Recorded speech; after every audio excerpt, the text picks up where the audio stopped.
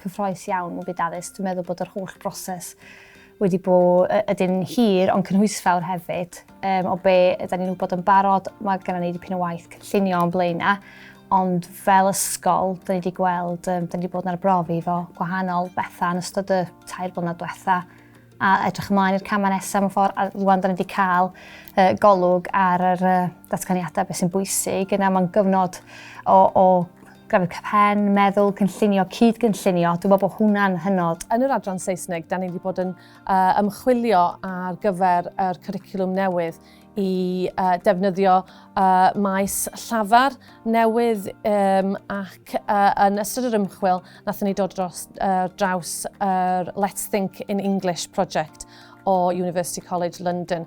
A da ni wedi bod yn defnyddio hynny ers 2 flynedd diwetha rwan yn cyfnod allweddol 3.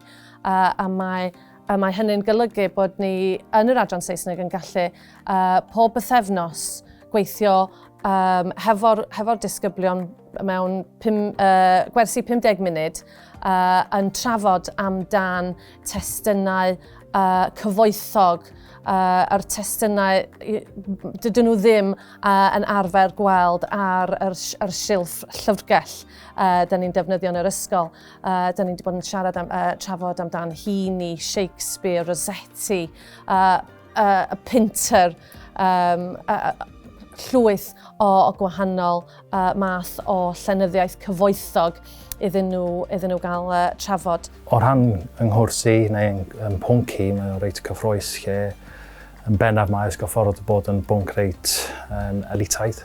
Lle mae'n rhoi cyfle i ni ffocysu ar y plant sydd llai y gallu ac rhoi cyfle i ni cau'r bwlch a trio cynyddu cyfranogiad mewn addysg gorfforol a mewn gweithgareddau corfforol. I ymateb i'r cwricwlwm newydd, da ni wedi penderfynu cymryd rhan mewn prosiect ieithoedd ar lefel cynradd. Y ffocws oedd i wella ymwybyddiaeth, i godi ymwybyddiaeth o ieithoedd ar lefel cynradd ac i greu adnoddau yn arbennig i'r athrawon cynradd. Felly, fel adran, nathon ni dechrau creu'r adnoddau a wedyn, o'n i'n digon lwcus fel pennaeth yr adran i gynnal diwrnod hyfforddiant hefo'r athrawon cynradd. Ac yn ystod y diwrnod, ges i cyfle i rannu ymarfer dda, i ddysgu strategaethau, sut i ddysgu ieithoedd. Ges i ymateb anhygoel, arbennig o dda gen yr athrawon cynradd. Oedden nhw mor brwdfrydig i gymryd rhan ac yn edrych ymlaen i ddechrau dysgu'r adnoddau yn ôl yn yr ysgol cynradd. Yr effaith yn yr adran o'r cwricwlwm newydd wedi bod yn positif iawn.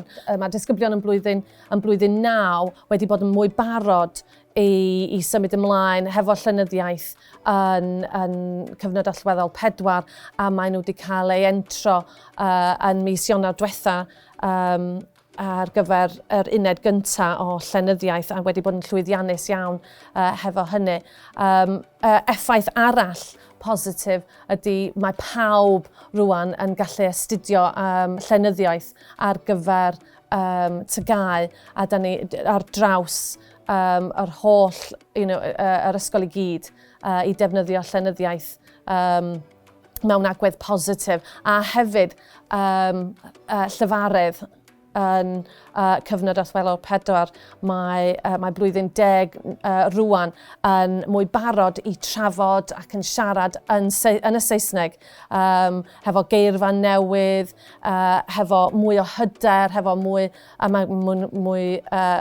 mwy eiddfed yn trafod amdan y gwahanol pynciau rwan. Dyna beth oedd yr effaith mwy positif, bod nhw'n gallu trosglwyddo'r sgiliau o'r llenyddiaeth i meysydd eraill yn y Saesneg. Fel ysgol a fel dalgylch rili i symud ymlaen rwan, edrych ymlaen at yr 2 flynedd nesaf. Ie, dwi'n meddwl bod edrych ymlaen yn peth pwysig. Mae cydweithio mor bwysig hefyd. Mae'n cyfle gwych, dwi'n meddwl, fel ni fel ysgol, bod adranna'n dod at ei gilydd ac yn cydweithio gyda cyfoedion. Cydweithio efo cyfoedion tu allan i'r ysgol. Mae hwn dwi wedi gallu cydweithio efo clybiau lleol, cydweithio gyda'r ganolfan hamdden, ac yn barod wedi dechrau cydweithio efo rhieni i roi cyfleoedd newydd i ddisgyblion yr ysgol. Fel arfer, mewn pynciau, da ni'n gweithio ar ben ein hunan, tu allan i'r ysgol mewn ffordd, ond trwy dod at ein gilydd, da ni wedi gallu trafod beth sy'n mynd ymlaen mewn adrannau eraill, a wedi mewn ffordd dwy'n syniadau gan ein gilydd, ac da ni'n dod i nabod mae yna trafferthion, yr un trafferthion o gwmpas yr ysgol, lle da ni'n cael trafferthion yr adrannu, sy'n gwneud i ni deimlo lot gwell amdano ni'n hunan, ac yn codi hyder ni fel athrawon, a da ni'n trio datrys o broblem gyda'n gilydd, yn lle bod ni'n gwneud o ar ben ein hunan. A wedyn, beth sgynnon ni hefyd yn ymlaen ydy rhaglen datblygu athrawon ar bob lefel ac arweinyddiaeth ganol ac uwch arweinyddiaeth. A wedyn, mae yna gynllun penodol o 6 wsos neu 10 wsos lle da ni'n cydweithio efo ysgolion lleol eraill. A mae trafod addysgu ydy o, ac addysgeg. Mae hwnna, mae yna o leia un aelod bob adran bellach wedi derbyn y fforddiant yna, ac maen nhw'n arwain o fewn i adrannau a rhannu. So mae hwnna'n gyfle pellach i gydweithio efo ysgolion eraill. So mewn ffordd, mae taith ydi o. Da ni'n dysgu'n gilydd, a dwi'n meddwl mae parhau ar y daith yna ydy nod ni'n ystod yr 2 flynedd nesaf yn ogystal â chynllunio.